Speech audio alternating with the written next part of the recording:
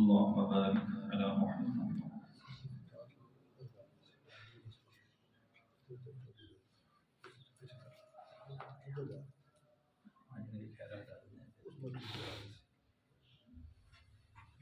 اللهم بارك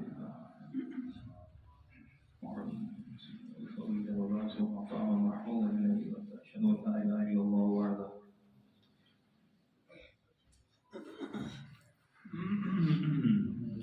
السلام عليكم ورحمة الله وبركاته.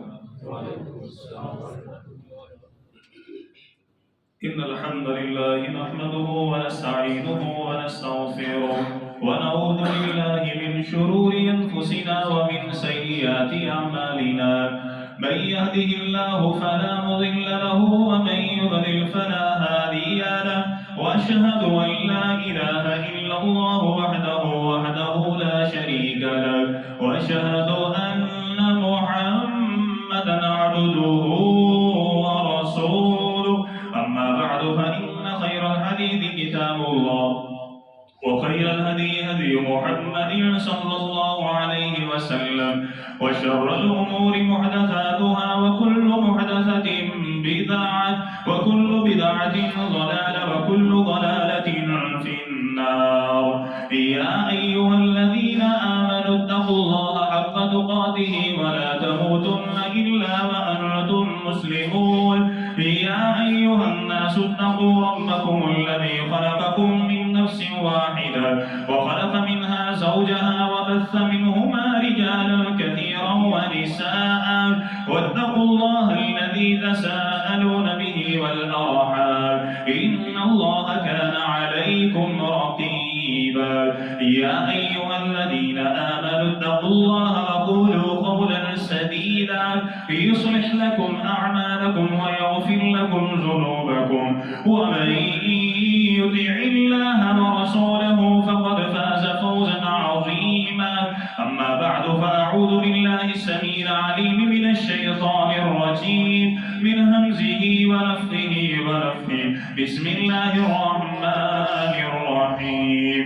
لقد كان لكم في رسول الله أسوة حسنة لمن كان يرجو الله واليوم الآخر وذكر الله كثيرا. اللهم رب اشرح لي صدري ويسر لي امري واحلل عقدة من لساني يفقهوا قولي واجعل لي وزيرا من أهلي.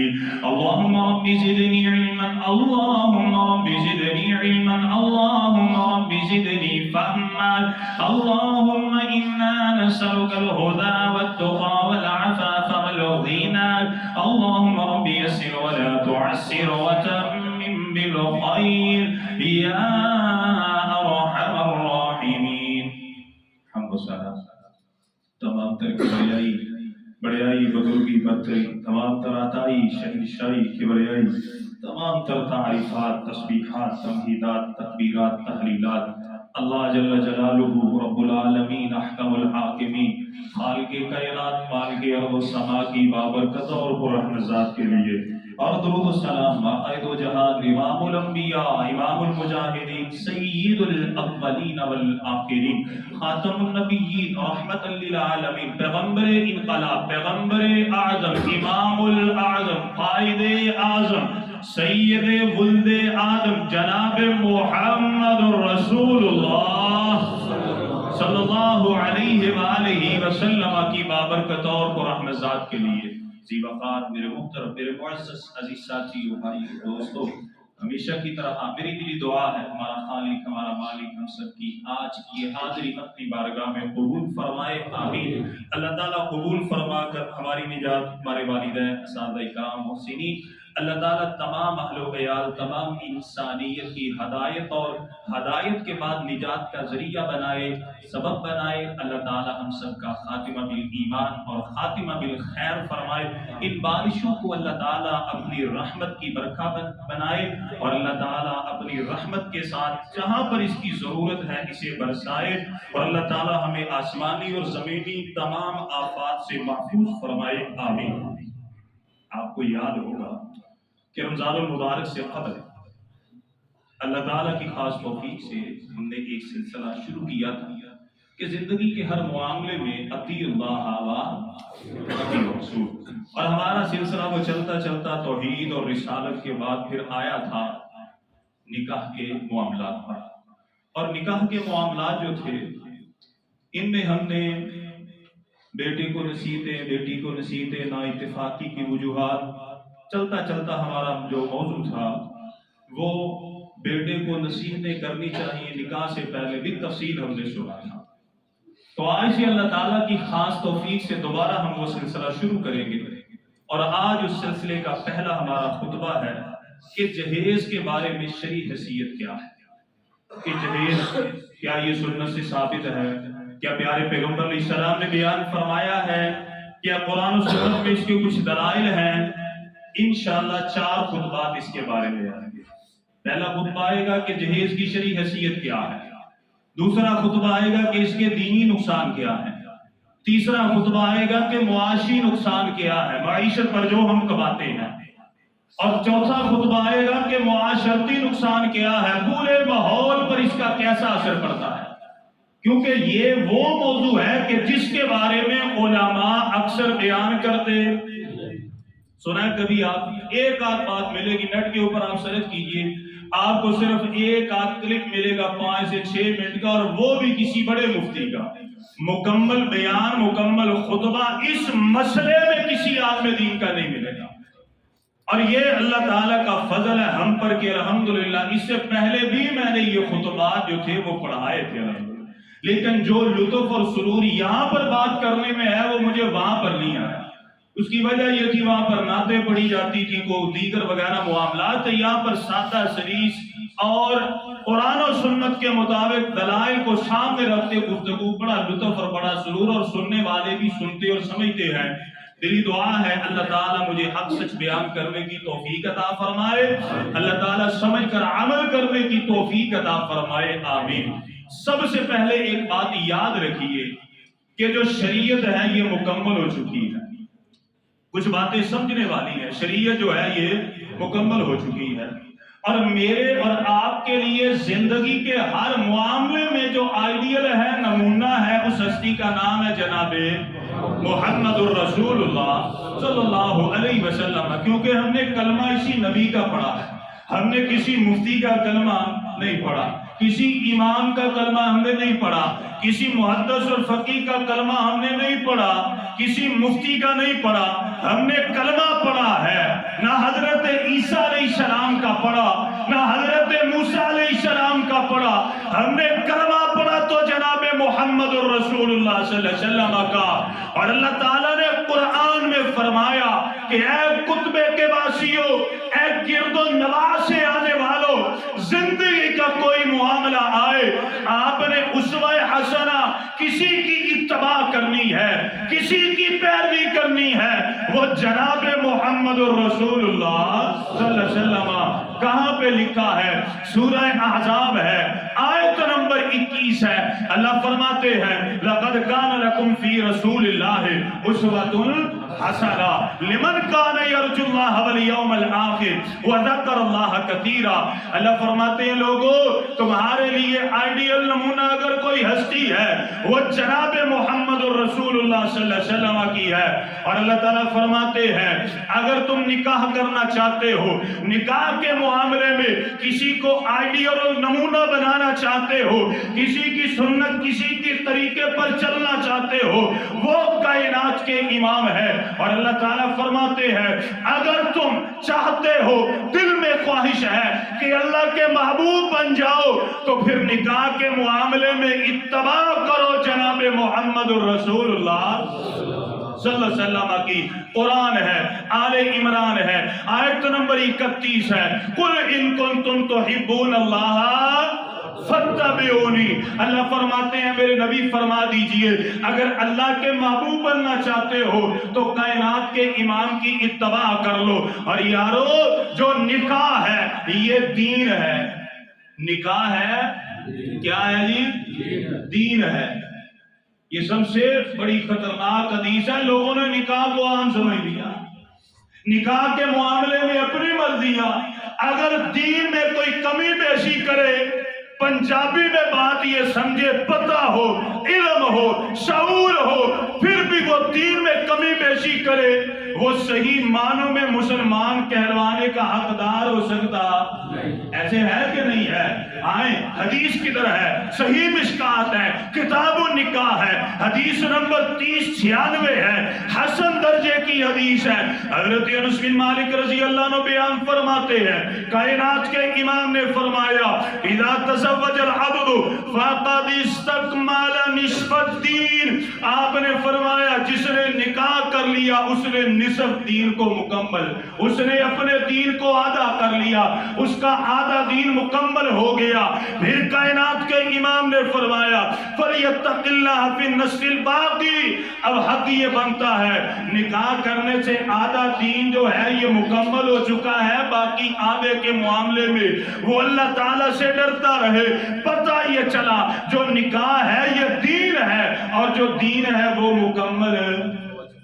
نکاح کیسے کرنا ہے، حق مہر کیا دینا ہے، بارات کا سلسلہ کیا ہے، ولیمے کا سلسلہ کیا ہے، منہ دکھائی کا معاملہ کیا ہے، بیٹی کو دیکھنے کا معاملہ کیا ہے، رخصتی کا معاملہ کیا ہے، عمر کیا ہونی چاہیے، معیار کیا ہونا چاہیے، آپس میں ان کا کفور برابری کیسی ہونی چاہیے، یہ سارے معاملات، یہ دین کے، یہ نکاح کے جتنے معاملات ہیں الحمدللہ یہ پورے، بولے جی پورے ہو چکے ہیں۔ اللہ تعالیٰ قرآن میں فرماتے ہیں، سورہ المائدہ ہے، آیت نمبر 3 ہے، اليوم اکملت لکم اليوم اکملت لکم دینکم، اللہ فرماتے تمہارے لیے تمہارا دین مکمل ہو چکا۔ وہ دین نماز کا معاملہ ہو، وہ روزے کا معاملہ ہو، وہ زکوٰۃ کا معاملہ ہو، وہ حج کا معاملہ ہو، وہ نکاح کا معاملہ ہو، اللہ فرماتے ہیں دین مکمل ہو چکا ہے۔ اور ہاں توجہ فرمائیے، یہ دین جو مکمل ہوا، نہ میں نے کیا، نہ آپ نے کیا، نہ میرے نبی نے کیا، یہ مکمل کیا تو رب العالمین نے کیا۔ کہاں پہ لکھا ہے؟ حدیث ہے کائنات کے امام کی، صحیح بخاری ہے 1741 ہے، صحیح مسلم ہے 2950 ہے۔ حضرت جابر بن عبداللہ رضی اللہ عنہ بیان فرماتے ہیں، کائنات کے امام خطبہ حجۃ الوداع میں آپ نے تمام صحابہ کو جمع فرمایا، آپ نے دین کے معاملات کے بارے میں بتلایا۔ آپ صلی اللہ علیہ وسلم جب مناسک حج ادا کرتے ہیں صحابہ کے پاس ٹھہرتے ہیں، آپ فرماتے ہیں کوئی سوال ہے مجھ سے کر لو، کوئی معاملہ ہے مجھ سے کر لو۔ جگہ جگہ رک کے کائنات کے امام نے جب سارا دین لوگوں کو سمجھا دیا، پھر میرے محبوب پیغمبر کے سامنے 1 لاکھ یا 1.5 لاکھ کے قریب اصحاب موجود ہیں، کائنات کے امام نے فرمایا وَأَنْتُمْ تُسْأَلُونَ عَنِّي فَمَاذَا أَنْتُمْ قَائِلُونَ، آپ کائنات کے امام نے فرمایا میرے صحابہ جب قیامت کا دن آئے گا اللہ تعالیٰ تم سے، میں محمد صلی اللہ علیہ وسلم کے بارے میں سوال کرے گا کہ میں نے دین مکمل کیا، دین کے احکامات پہنچائے یا نہیں پہنچائے، تو میرے بارے میں کیا جواب دو گے؟ توجہ، کائنات کے امام نے بیان فرمایا، صحابہ فرماتے ہیں، عرض کرتے ہیں، قالوا نشہد انک قد بلغت وادیت ونصحت، اللہ کے نبی صلی اللہ علیہ وسلم آپ نے دین پہنچایا نہیں بلکہ پہنچانے کا حق ادا کر دیا۔ فقال بإصبعه السبابة يرفع إلى السماء، اللہ کے نبی صلی اللہ علیہ وسلم نے سنا، آنکھوں میں آنسو آئے، میرے محبوب پیغمبر نے اپنا یہ ہاتھ اٹھایا، سیدھا ہاتھ اٹھایا، شہادت والی انگلی آسمان کی طرف کی، وَيَنْقُطُ إِلَى النَّاسِ، پھر لوگوں کی طرف اس طرح کیا، اور میرے نبی نے فرمایا اللہم اشہد اللہم اشہد 3 مرات، 3 مرتبہ فرمایا یا اللہ گواہ بن جا، گواہ بن جا، گواہ بن جا، جو تو نے امانت مجھے دی تھی میں نے تیرے بندوں تک پہنچا۔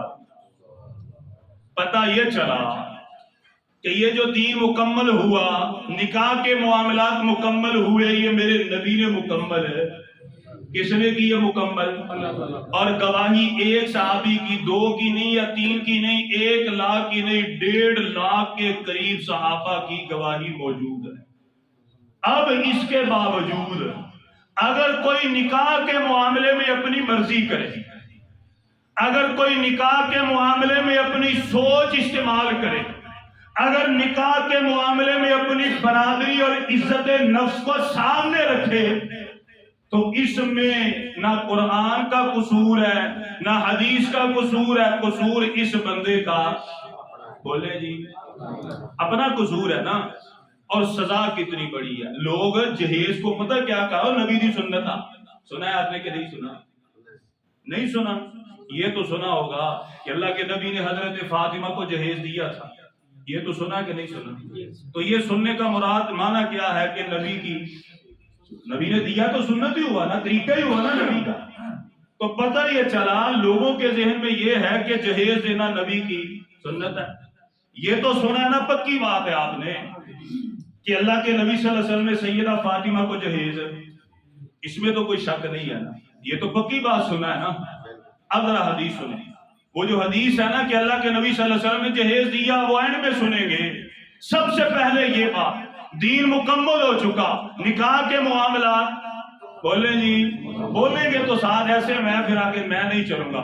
دین مکمل ہو چکا، نکاح کے معاملات اگر کوئی اپنی مرضی سے نکاح میں اپنے ذہن کے مطابق کوئی رسم جاری کرے، کوئی عمل جاری کرے اور نام دے میرے نبی کی سنت کا، اس کا انجام کیا ہے؟ سب سے پہلا انجام، یہ بندہ جھوٹا ہے اور جھوٹوں پر اللہ کی لعنت ہے، اور یہ نبی پر بہتان بازی بھی کرتا ہے۔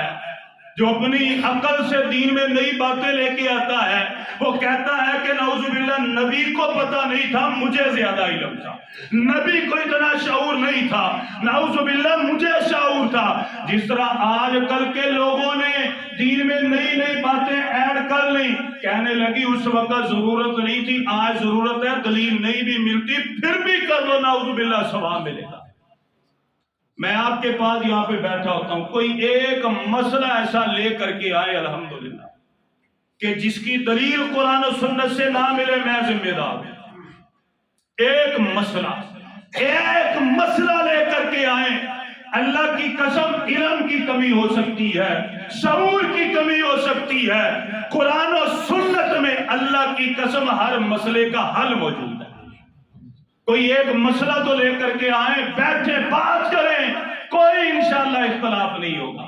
آئیں توجہ فرمائیں، جو بندہ دین میں، جو بندہ نکاح میں اپنی عقل استعمال کرے، میرے محبوب پیغمبر کی حدیث ہے، صحیح بخاری ہے، 46-12 ہے، اما عائشہ صدیقہ مطہرہ بیان فرماتی ہے، من حدثک ان محمد صلی اللہ علیہ وسلم کتم شیئا مما انزل علیہ فقد کذب، جو بندہ یہ بات کرے کائنات کے امام نے شریعت کے معاملے میں کسی معاملے کو چھپایا، کسی مسئلے کو چھپایا، فقد کذبا، اس بندے نے جناب محمد رسول اللہ صلی اللہ علیہ وسلم پر جھوٹ باندھا۔ اور یاد رکھیے، جو اللہ کے نبی پر جھوٹ باندھے، جو اللہ کے نبی صلی اللہ علیہ وسلم کے بارے میں باتیں کرے، صحیح بخاری ہے 26-57 ہے، صحیح مسلم ہے 17-18 ہے، سیدہ عائشہ بیان فرماتی ہے، من احدث فی امرنا ھذا ما لیس فیہ فہو رد، کہ جو بھی بندہ ہو، مسلمان کہلوانے والا ہو، اپنی عقل اپنی سوچ سے دین میں نیا کام نکالے، اللہ کے نبی نے حکم دیا نہیں، فہو رد، وہ کیا ہے؟ رد ہے۔ اب اس کا انجام کیا ہے؟ پیارے پیغمبر کی حدیث ہے، ترمذی میں ہے، صحیح مسلم ہے، حدیث نمبر 4 ہے، صحیح مسلم کی حدیث نمبر 4، یہ پہلی جلد پڑی ہے۔ پیارے پیغمبر علیہ السلام سے حضرت ابو ہریرہ بیان فرماتے ہیں، کائنات کے امام نے فرمایا، من کذب علی متعمدا فلیتبوأ مقعدہ من النار، جس نے جان بوجھ کر میں محمد صلی اللہ علیہ وسلم پر جھوٹ باندھا، اور اس کا ٹھکانہ کیا ہے؟ وہ کون ہے؟ ناری۔ وہ کون ہے؟ ناری، وہ ہے جہنمی۔ آئے ذرا توجہ فرمائے کہ میرے نبی صلی اللہ علیہ وسلم نے یہ ساری باتوں کا خلاصہ کہ نکاح کے معاملے میں آئیڈیل اور نمونہ کس کی ذات ہے؟ کس کی ذات ہے جی؟ اللہ کے نبی جناب محمد۔ میری ذات نہیں ہے، آپ کی ذات نہیں ہے، اللہ کے نبی سے۔ اور نکاح کیا ہے؟ دین۔ نکاح کیا ہے؟ دین۔ ابھی باتیں کچھ آئیں گی، صرف 10 منٹ کا ہمارا بیان رہتا ہے، زیادہ نہیں۔ نکاح کیا ہے؟ نکاح کیا ہے جی؟ اور دین ہو چکا مکمل۔ اب جو بندہ دین میں نئی بات اپنی عقل سوچ سمجھ سے استعمال کرے وہ بندہ دین سے دور ہو گیا، اس کا دین کے ساتھ کوئی تعلق نہیں۔ اور جو بندہ دین میں نئی بات، نکاح میں نئی بات اپنی سوچ سمجھ عقل سے استعمال کرے، ایسا بندہ اللہ کے نبی پر جھوٹ باندھنے والا ہے، اور جو جھوٹ باندھے اس کا ٹھکانہ کیا ہے؟ اللہ کے نبی صلی اللہ علیہ وسلم۔ دوسرا حصہ اب ذرا توجہ فرمائے، پیارے پیغمبر علیہ السلام نے اپنی زندگی میں کتنے نکاح کیے؟ 11۔ کتنے نکاح کیے؟ جزاکم اللہ، 11۔ کتنے کیے؟ 11۔ میں آپ سے ایک بات کرتا ہوں، کسی عارف دین کے پاس جائیے، اگر میری بات میں 19-20 کا فرق آئے، میں ادھر موجود ہوں، میرا نمبر موجود ہے، مجھے بتلائیے، میں اپنی اصلاح کرنے کے لیے تیار ہوں۔ پیارے پیغمبر نے 11 نکاح کیے، کبھی آپ نے سنا ہو میرے نبی نے جتنے نکاح کیے کسی ایک اپنی بیوی سے جہیز کا مطالبہ کیا ہو؟ کبھی سنا ہے آپ نے؟ کبھی سنا ہو؟ کبھی سنا ہو؟ یا اللہ کے نبی صلی اللہ علیہ وسلم نے شرط رکھی ہو کہ مجھے جہیز چاہیے، یا پھر نبی کی کوئی بیوی آئی ہو سسرالیوں نے کہا ہو اپنے شوق سے دیں گے، نہ تو نہیں رہندا جہیز لے لو، ایسا کوئی معاملہ میرے نبی کے ساتھ پیش آیا؟ کتنے نکاح تھے؟ 1-2 بھی نہیں تھے، کوئی بندہ بات کرو 1-2 تھے، کوئی مسئلہ نہیں، 11 نکاح۔ اور ایک نکاح نبوت سے قبل ہوا، سیدہ امی خدیجہ الکبریٰ سے، واللہ اس میں بھی میرے نبی نے کوئی جہیز کا معاملہ کیا نہیں۔ آئے ذرا توجہ فرمائے، پیارے پیغمبر علیہ السلام نے شادیاں کی 11 اور جہیز اپنی کسی بیوی سے نہیں لیا۔ توجہ فرمائے، پیارے پیغمبر علیہ السلام کا پہلا نکاح ہوا امی خدیجہ الکبریٰ سے، یہ نبوت سے قبل ہوا، لیکن میرے نبی نے جہیز لیا نہیں۔ دوسرا نکاح اما سودا بنت زمعہ سے ہوا، یہ 10 نبوت میں ہوا، اللہ کے نبی نے جہیز لیا؟ اب بولے حضرت آپ دوسری آپ صلی اللہ علیہ وسلم دی بیوی یعنی اپنی والدہ اپنی ماں اما دے بارے سن رہے ہیں، ہجے 9 دے پیچھے رہ دیا۔ پھر شروع سے چلتے ہیں، ساتھ دینا نا، یہ باتیں یاد رکھنے والی ہیں۔ میں آپ سے پہلے بات کر رہا ہوں، یہ جو باتیں ہیں یہ بیان نہیں کی جاتی ہیں، ویسے دوسری باتوں پر بڑے مناظرے ہوتے ہیں۔ اللہ اکبر، میرے پاس ایک کتاب ہے، میں سمندری میں پڑھاتا تھا، ہمارے پاس ایسے معاملے آتے ہیں بھائیو، ایسے معاملے، میں کتاب کی بات نہیں کرتا، اپنی بات کر رہا ہوں۔ یہ آج سے تقریباً میرے خیال میں 3 اور 7 تقریباً 9 سال پہلے کی بات ہے۔ کتنے سال پہلے کی بات؟ 9 سال پہلے کی بات۔ 9 سال پہلے کو معاشرہ ٹھیک تھا کہ نہیں تھا؟ کچھ تو سکون تھا نا آج کے دور میں۔ مجھے یاد ہے ہمارے پاس مرکز خیبر ہے جماعت الدعوہ کا، وہاں پہ مجھے جانے کا اتفاق ہوا ہے، کام تھا چھوٹا سا۔ وہاں پر اللہ کی قسم جو فیصلہ آباد ڈویژن تھا، فیصلہ آباد، صرف فیصلہ آباد، صرف فیصلہ آباد، صرف وہ ایک مرکز کی بات ہے، صرف فیصلہ آباد کا ایک مرکز، 98,000 رشتہ لڑکیوں کا موجود تھا، لڑکے نہیں ملتے تھے۔ کتنا تھا جی؟ 98,000۔ انگلیوں پر گنے نا، آپ ابھی سے شروع کر دیں 1 سے لے کر 98,000 تک تو اثر ہو جائے۔ کیوں بیٹیاں بیٹھی ہوئی ہیں؟ جہیز کے مطالبات ہیں جی، جہیز بڑا مانگتے ہیں، جہیز نہیں دیتے، کیا کرے، وہ لیتے نہیں ہیں، رشتہ ایسے ایسے معاملات ہیں۔ 98,000۔ اور میں کتاب میں پڑھ رہا تھا، میرے پاس کتاب پڑھی ہے پرانی، 1900 تقریباً وہ 94 میں شائع ہوئی تھی، میرے پاس پڑھی ہے۔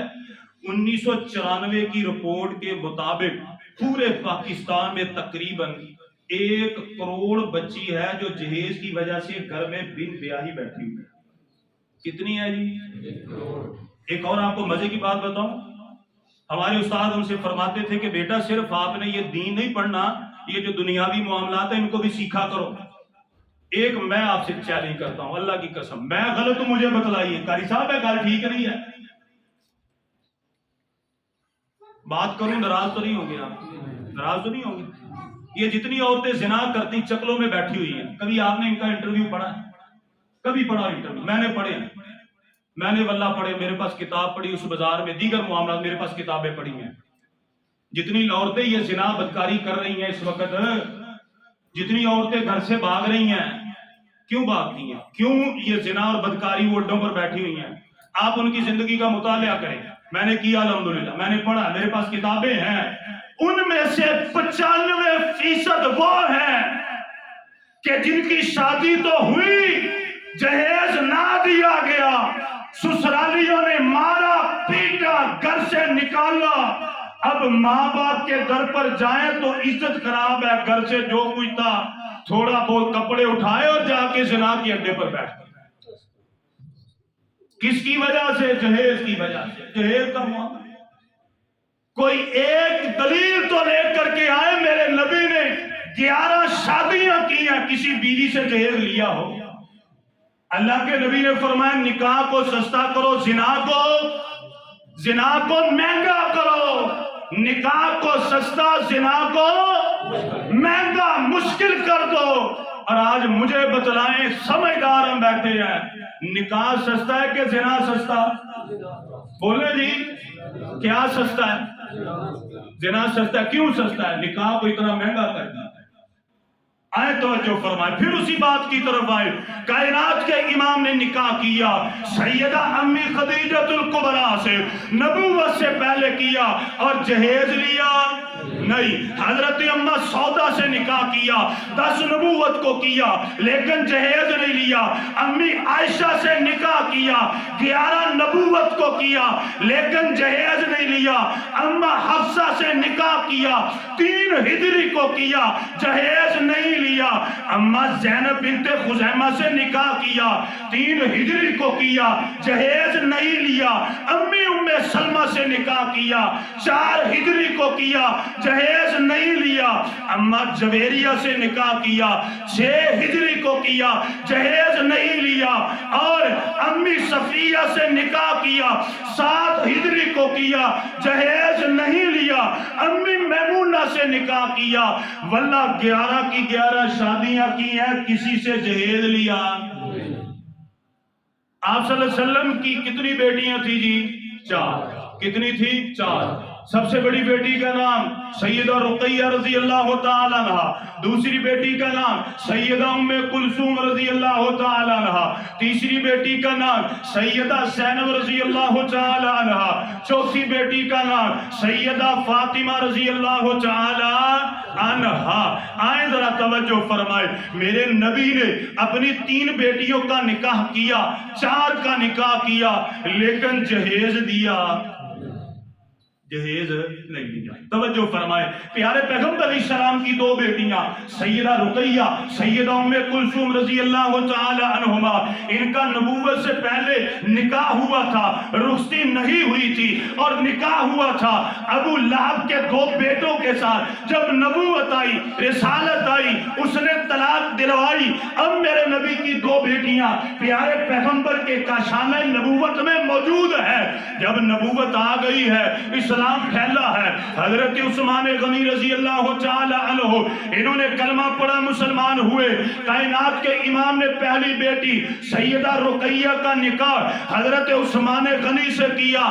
جائیں احادیث پڑھیے، جائیں علماء سے پوچھئے، واللہ کوئی ضعیف حدیث بھی نہیں ہے میرے نبی نے سیدہ رقیہ کا نکاح کیا ہو اور جہیز دیا ہو، ضعیف حدیث بھی نہیں ہے۔ جب سیدہ رقیہ فوت ہو گئی، ام کلثوم کا نکاح کیا حضرت عثمان غنی سے، ذوالنورین بنے، لیکن اس نکاح پر بھی اللہ کے نبی نے جہیز دیا نہیں۔ تیسری بیٹی سیدہ زینب رضی اللہ تعالی عنہ، ان کا نکاح کیا ابو العاص بن ربیع کے ساتھ، کہ جو سیدہ زینب کی خالہ، پیارے پیغمبر کی سالی سیدہ خدیجہ کی بہن کے بیٹے تھے، ان سے نکاح کیا، اور واللہ پھر بھی جہیز دیا۔ اب ایک معاملہ خطرناک ہے، اور وہ ہے سیدہ کس کا جی؟ سیدہ فاطمہ۔ کیا معروف ہے؟ یہی معروف ہے نا۔ لیکن میں ایک بات آپ کی وجہ سے آپ سے کرتا ہوں، ہم بار بار یہ کہتے ہیں کہ کیا کرو، پڑھو، کہتے ہیں کہ نہیں کہتے؟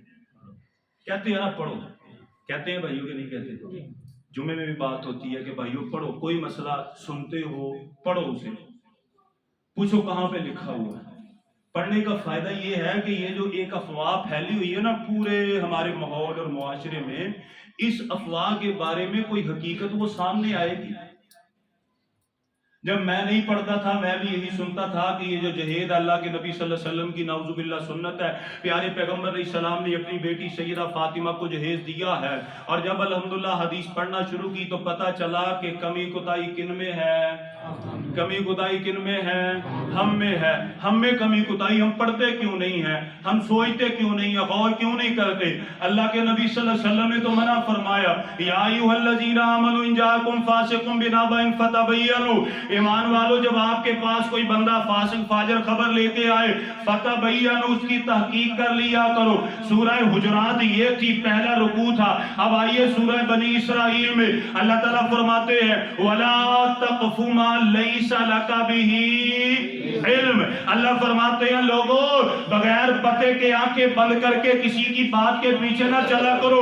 ان السمع والبصر والفؤاد کل اولئک کان عنہ مسئولا. بے شک آپ سے آنکھوں کے بارے میں کانوں کے بارے میں دل کے بارے میں سوال کیا جائے گا.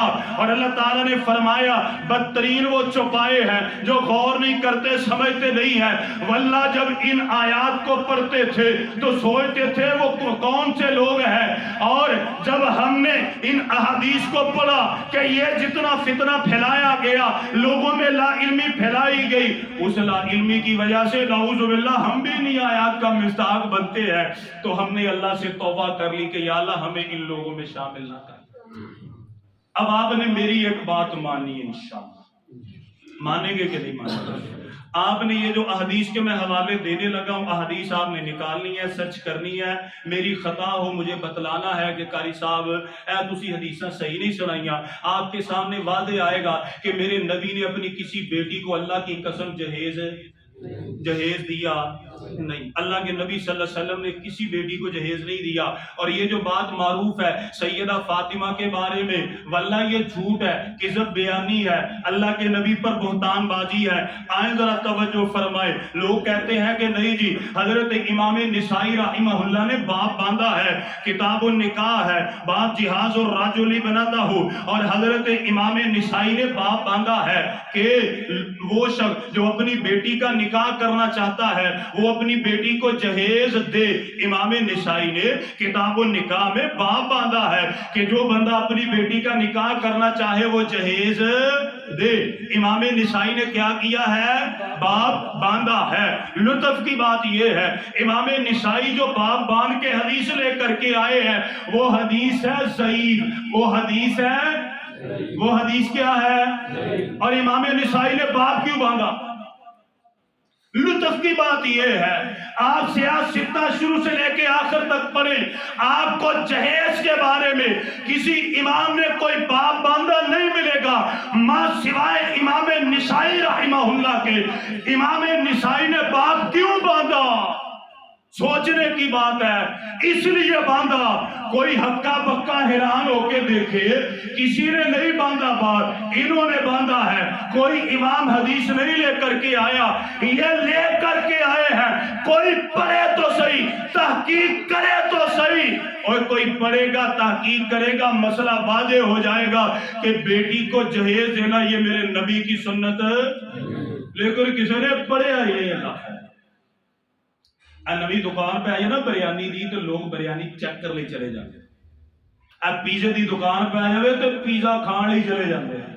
یہ بھائی افضل بیٹھے ہیں اسٹینڈرڈ بیکری کے پیچھے وہ دکان بڑی ڈالر شاپ ہے انہوں نے ٹول ڈمکا لایا جس نے نہیں بھی لینا وہ دیکھنے کے لیے جا رہے ہیں وزٹ کے لیے. اور امام نسائی نے باب باندھا. کسی مسلمان نے غور کیا نہیں. غور تو کرتے پڑھتے تو صحیح. آئے توجہ فرمائے حدیث لے کے آئے صحیح تاکہ لوگوں کو پتا چلے اور جو صحیح حدیث لے کر کے آئے وہ لوگوں کے سامنے رکھی نہ گئی. سنن نسائی ہے کتاب النکاح ہے حدیث نمبر 3370 ہے.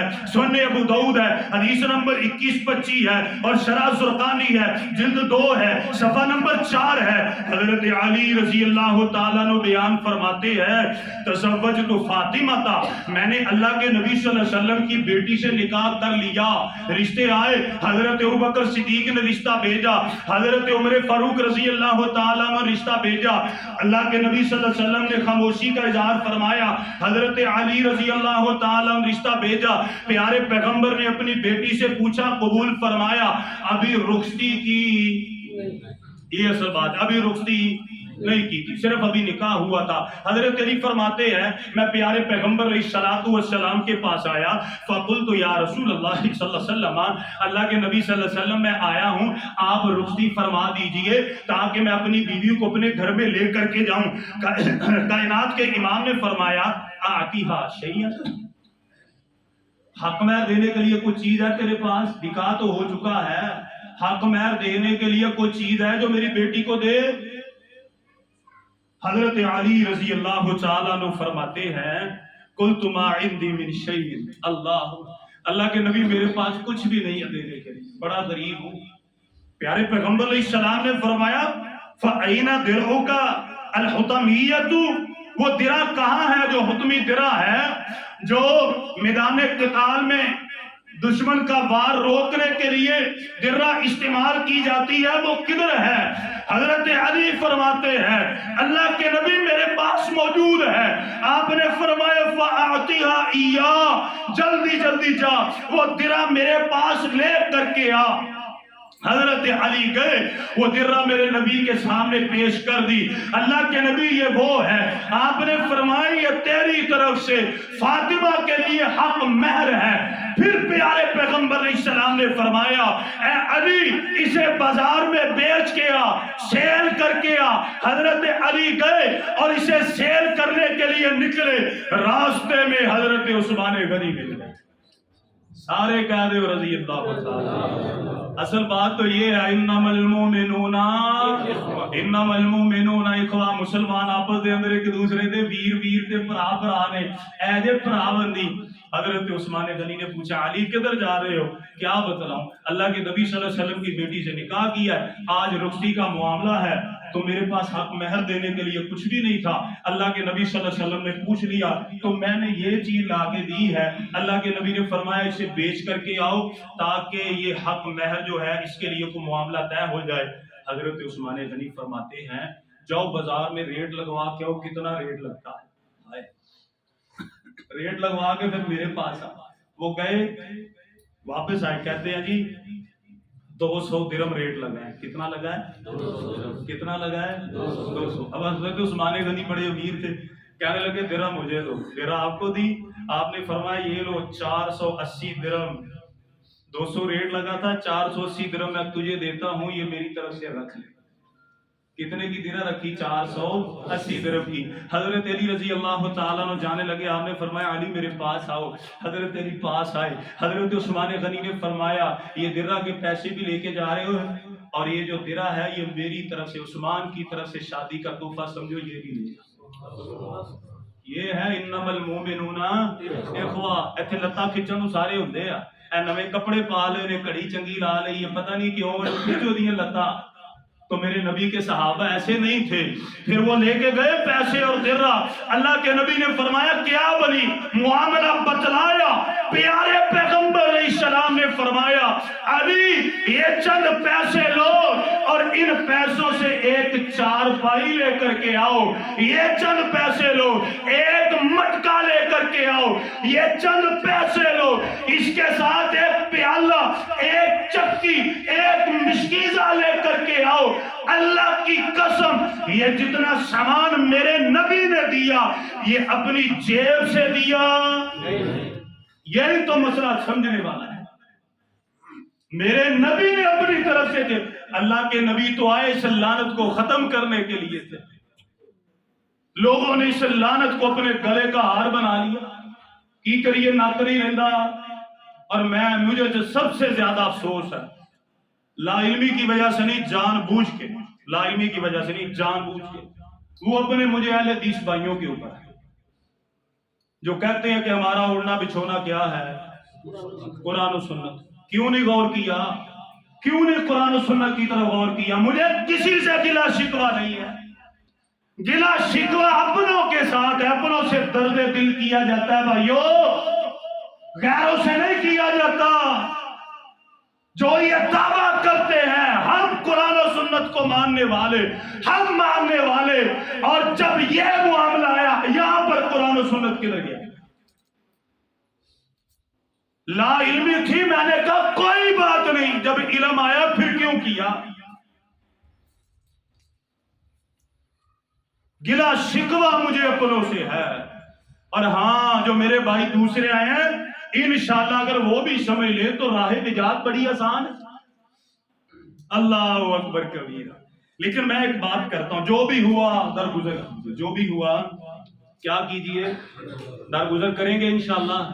बोले नहीं है, ये मामला बड़ा खतरनाक है, यकीन करो सब तो ज्यादा खतरनाक है मामला, जहेजा मामला। अभी तो चलेंगे, अगला जुमा आएगा दीन में इसका नुकसान क्या है, फिर मुआशी और मुआशरती 5-6 जुमे चलेंगे।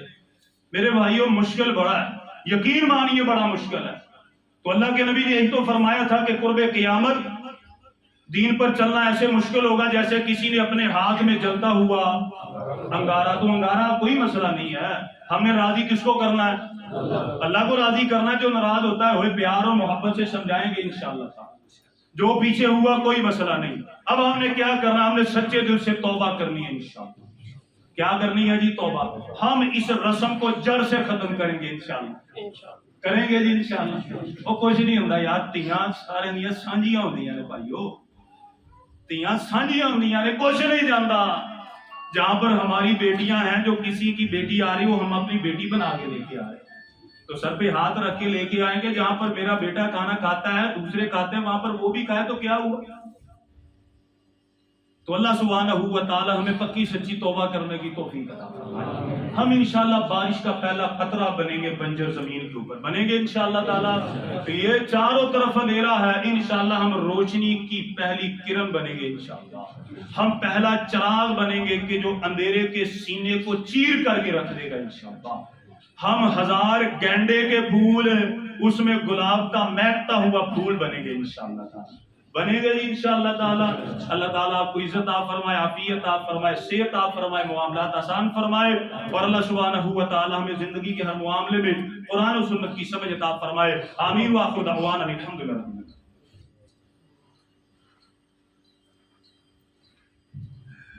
अल्हम्दुलिल्लाहि रब्बिल आलमीन। इन्नल हम्दलिल्लाहि नहमदुहु व नस्तईनुहु व नस्तगफिरुहु व नऊज़ु बिल्लाहि मिन शुरूरि अनफुसिना व मिन सय्यिआति अअमालिना।